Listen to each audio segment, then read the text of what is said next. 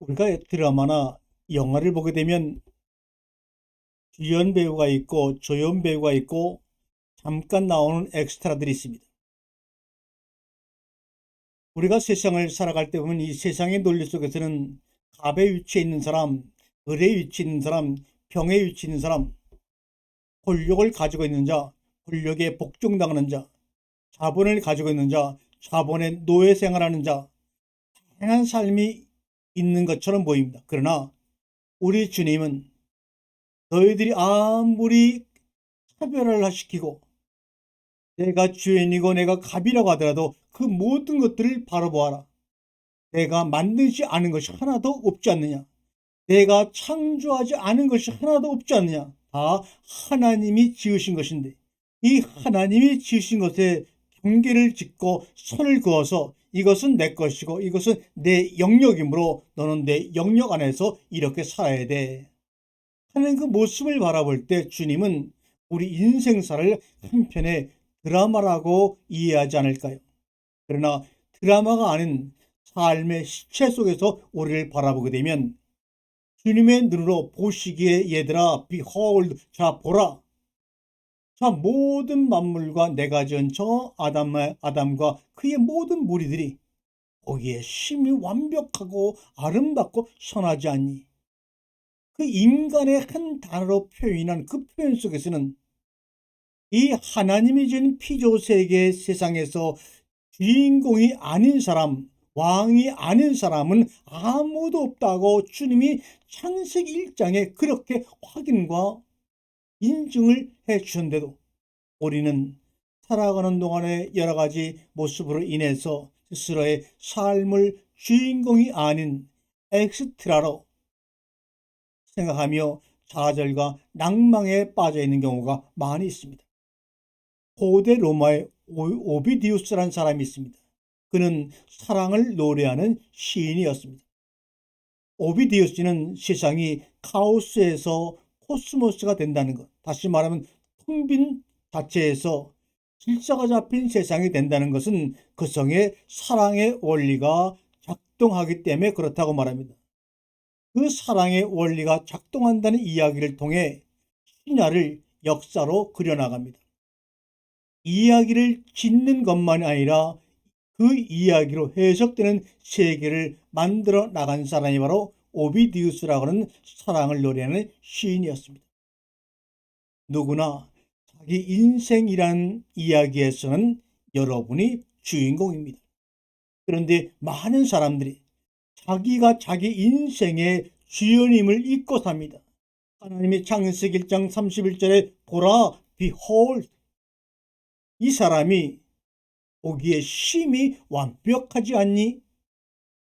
여러분이 하나님이 여러분이 하신 말씀이 여러분의 사건보다 중요하고 완전하고 능력 있다는 것을 인식하고 고백한다면 여러분은 여러분의 인생의 최고의 빛나는 주연임을 여러분 분명히 경험하게 될 것입니다. 많은 사람들이 자기가 자기 인생의 주연임을 잊고 삽니다. 혹은 그렇다는 사실만 머릿속으로 알고 있을 뿐 그 중요성은 모르고 있는 것 같습니다. 또는 자기의 삶은 초라하고 보잘것없다고 폄하하기도 합니다. 한국은 특별히 자살률이 OECD 국가 중에서 가장 첫순위를 달리는 나라입니다. 매년 발표되는 자료를 보게 되면 OECD 국가 중에서 늘 1, 2위를 다투고 있습니다. 청소년 자살률과 노인의 자살률은 아주 확연하게 1위를 달리고 있습니다. 특히 자살을 시도한 청소년의 수는 2016년에서 2018년에 이르는 3년 동안 무려 대한민국 청소년의 자살률이 10배나 증가했다고 말합니다. 이것을 언론들은 숨기고 보도하지 않습니다. 여기에 관심을 갖지 않고 어떻게 하면 좀 더 잘 먹고 잘 살까에만 집중을 하고 보도하고 있습니다. 왜 이렇게 우리의 미래가 있는 청소년들이 3년 사이에 10배나 넘는 자살률을 보일까요? 그것은 성공의 기준이 획일화되어 있고 그 기준을 넘지 못하면 부족하거나 모자란 사람으로 인식시키고 인식되는 사회에서 스스로를 존중하며 살기란 쉽지 않기 때문에 그런 일이 벌어지는 것 아닐까요? 고대 그리스에서는 시인을 포이에테스라고 합니다. 포이에라고 하는 것은 만든다는 뜻이죠. 즉 포이에테스는 제작자와 제작자라는 의미입니다. 우리말로 말하면 지은이, 짓는 이가 바로 시인을 의미하는 포이에테스의 뜻입니다. 또한 시인은 여러분이 영어로 포임이고 그리스어로 말하면 포이에마입니다. 이 포이에마는 만들어진 것이란 뜻입니다. 다시 말하면 시인이 시를 짓는다는 건 그리스 어원으로 따져보면 만들어진 것을 만든다는 뜻으로 훨씬 더 우스꽝스러운 같은 단어가 반복된 말입니다. 만들어진 것을 만든다. 그렇다면 시인들은 도대체 무엇을 만든다는 걸까요? 그 다음은 바로 이야기입니다. 이야기. 시인은 이야기를 만들어가는 사람입니다. 고대 그리스어로 이야기는 미토스고 영어로는 스토리입니다. 플라톤이 사용한 용어 중에 미토포이오스란 말을 플라톤이 사용했는데, 즉 이야기를 만드는 자란 말입니다. 단순히 문학의 한 장르를 다루는 것이 아니라 마치 애언자처럼 신화와 같은 이야기를 만드는 존재가 바로 시인입니다. 바로 그런 면에서 하나님은 우주의 시인이고 우주의 정원사입니다. 창세기 1장은 다 하나님이 지금 그 원문을 읽어보더라도 시의 형태로 글을 기록한 것을 알 수가 있습니다. 창세기를 쓴다는 것은 주님의 입장에서는 우리에게 시를 한 편 써서 우리에게 보여주시는 겁니다.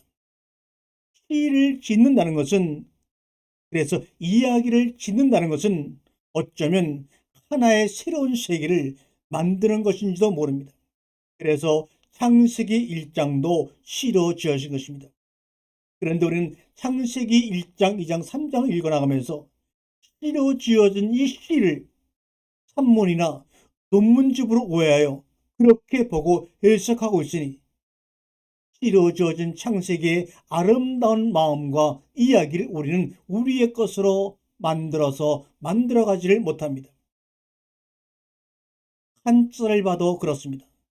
한자로 시라고 하는 것은 바로 말씀 언자에다가 절사자가 합해진 결합된 글자입니다. 저는 중국 사람들이 시라고 하는 이 글자를 단순하게 만든 것 같지는 않습니다. 말로 만든 신전, 언어의 신전을 짓는 일이 바로 시를 쓰는 일입니다. 하나님이 시의 형태로 창세기 1장과 2장과 3장을 기록하고 있을 때에는 바로 하나님의 그 말씀으로 하나님의 몸에서 나오는 그 울림을 통하여 하나님과 우리가 함께하는 마음으로 함께 거주할 집을 지어나가는 과정이 바로 창세기의 기록인데, 거기에서 우리는 하나님과 함께하지 못하는 그런 원죄를 끄집어내요 분리시켜버리는 인간의 능력도 참으로 이상한 능력이라고 생각해 보지 않을 수가 없습니다.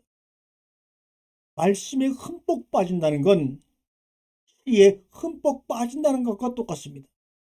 시에 흠뻑 빠지는 건 시인이 만든 하나의 신전 속에 집 안에 거하는 것입니다. 우리가 책을 읽으면 그 책을 쓴 작가가 만들어 놓은 세계에 들어가는 것과 같습니다. 실제로 살아본 적 없는 세계로 새로운 세계를 여행하는 것이나 다름이 없습니다. 하나님의 말씀으로 하나님의 울림으로 지어진 그 신전을 우리는 여행하고 그 속에 들어가 그분과 함께 누리는 것입니다.